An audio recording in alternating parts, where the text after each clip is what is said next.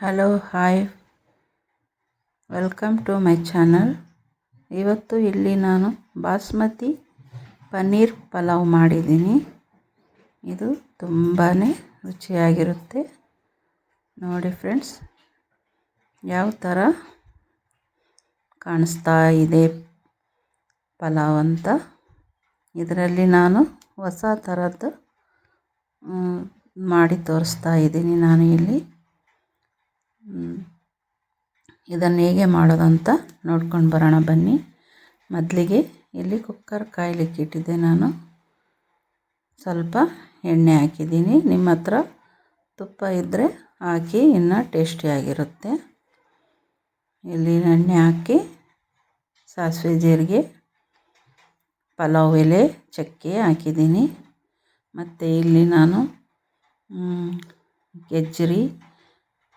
ಗೆಜ್ಜರಿ, ಹಸಿಮೆಣಸಿನ್ಕಾಯಿ, ಟೊಮೊಟೊ, ಉಳ್ಳಾಗಡ್ಡೆ ಮತ್ತು ಪನ್ನೀರ್ ತೊಗೊಂಡಿದ್ದೀನಿ. ಮತ್ತು ಗೋಡಂಬಿ,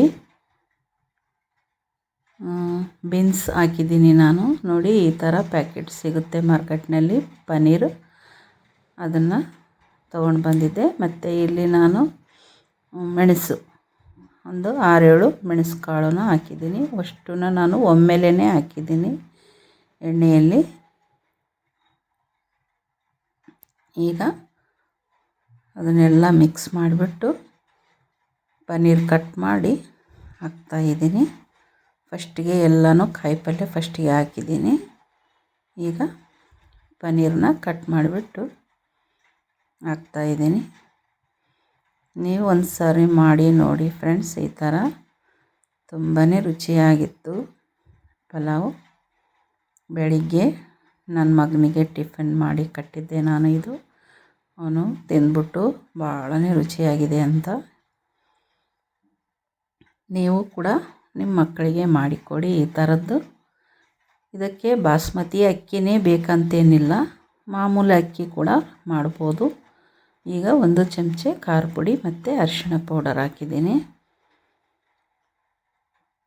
ಇಲ್ಲಿ ನಾನು ಬಾಸ್ಮತಿ ತೊಗೊಂಡಿದ್ದೀನಿ. ಉದ್ದ ಸೈಜಿನಲ್ಲಿ ಇರ್ತಾವಲ್ಲ ಆ ಥರ ಫುಲ್ಲು ನಾನು ಬಾಸ್ಮತಿನೇ ಹಾಕ್ಕೊಂಡಿದ್ದೀನಿ. 1.5 ಗ್ಲಾಸ್ ಇಲ್ಲಿ ಬಾಸ್ಮತಿ ಅಕ್ಕಿ ತೊಗೊಂಡಿದ್ದೀನಿ ನಾನು. ಇವನ್ನ ನೆನೆ ಹಾಕೋಕ್ಕಿಲ್ಲ, ಹಾಗೇ 2-3 ಸಾರಿ ತೊಳೆದುಬಿಟ್ಟು ಅಕ್ಕಿ ಹಾಕಿಬಿಡಬೇಕು. ಬಾಸ್ಮತಿ ಅಕ್ಕಿನ ನೆನೆಯಲಿಕ್ಕೆ ಬಿಡಬಾರ್ದು, ಅವು ತುಕಡಿ ಆಗಿಬಿಡ್ತವೆ. ಹಾಗೇ ತೊಳೆದುಬಿಟ್ಟದು ಹಾಕಿಬಿಡೋದು, ಆ ಥರ ಮಾಡಬೇಕು. ಈಗ ನೋಡಿ ಅಕ್ಕಿ ಹಾಕ್ತಾಯಿದ್ದೀನಿ. ಮಾಮೂಲಿ ಅಕ್ಕಿ ಆದರೆ ನಾವು ನೆನೆಯಲಿಕ್ಕೆ ಬಿಡ್ತೀವಿ, ಇದು ಆಗಲ್ಲ. ಇವು ಬಾಸ್ಮತಿ, ಇವು ತುಕಡಿ ಆಗಿಬಿಡ್ತವೆ ಅಕ್ಕಿ. ನೋಡಿ, ಇಲ್ಲಿ 1ಕ್ಕೆ 2ರಷ್ಟು ನಾನು 3 ಗ್ಲಾಸು ನೀರು ತೊಗೊಂಡಿದ್ದೀನಿ. 1.5 ಗ್ಲಾಸು ಅಕ್ಕಿಗೆ 3 ಗ್ಲಾಸು ನೀರು ತೊಗೊಂಡಿದ್ದೀನಿ. ಚೆನ್ನಾಗಿ ಕಲಿಸ್ಬಿಟ್ಟು ಕುಕ್ಕರ್ ಮುಚ್ತಾಯಿದ್ದೀನಿ.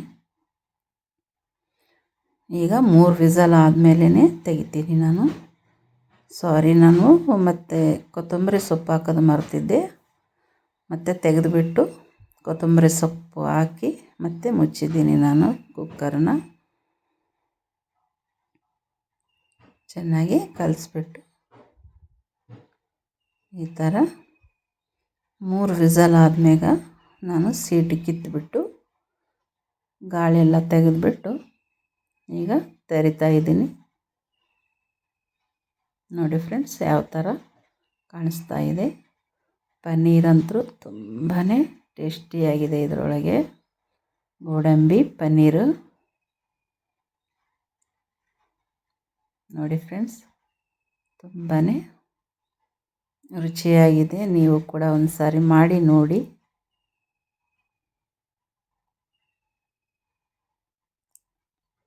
ನೋಡಿ ಯಾವ ಥರ ಕಾಣಿಸ್ತಾ ಇದೆ. ತುಂಬಾ ಸಿಂಪಲಾಗಿಯೇ 10 ನಿಮಿಷದಲ್ಲಿ ನಾವು ಮಾಡ್ಕೋಬೋದು ಇದನ್ನು. ಈಗ ಸರ್ವ್ ಮಾಡ್ತಾಯಿದ್ದೀನಿ.